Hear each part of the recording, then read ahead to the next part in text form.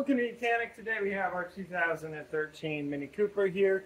On this vehicle, we're going to go over the process in which you use to replace your tag lights here.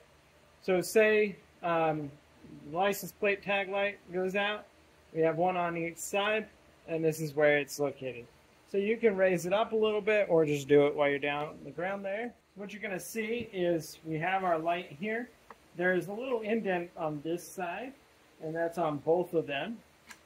On the right side of the light, but that way we can get a little screwdriver in there, and we're going to press it in toward the center of the vehicle, or toward the left, and then once we do that, that brings the cover off, and the cover piece has this little spring clip here that holds it in, and that's why we press it to the one side to get it to come out. Now up inside here we have the light bulb.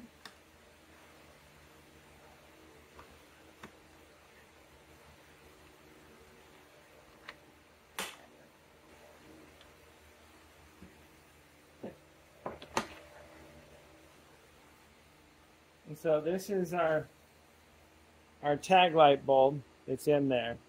It's one of those cylindrical ones, and you just push it in, and a clip on this side and this side is what holds it into place there. See that this light bulb is a C5W. There could be another number. Potentially look up to your local auto parts store and get a new one of these. But putting it back in is fairly simple, except lining up the tabs and then just being able to get it to press in there to hold it into place.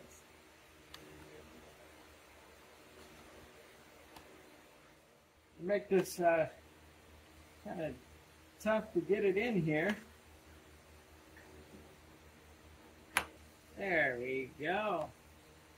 So that clip's pressed up in there, and then once that's in there, then we're taking this, putting it back on. Indent goes toward the right of our vehicle. At least that's the way it came off. And now press it up in there and lock it up into place. And so that's the replacement of your tag light, license plate light on your Mini Cooper.